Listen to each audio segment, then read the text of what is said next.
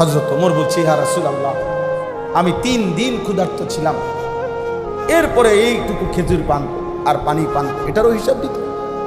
আল্লাহর নবী বলেন, আল্লাহর কসম, এটারও হিসাব। তাইলে তুমি রাতের হিসাব কেমন দিবা যুবক? সারা রাত সারা দিন যারা মোবাইল দেখো, ছবি দেখো, নারী দেখো। জীবন মানে একটা পুরুষকে আল্লাহ সৃষ্টি করছে শুধু এই বেডির পিছনে জীবন শেষ করে দেওয়ার জন্য। ছি ছি ছি ছি ছি, কাপুরুষ বেটা।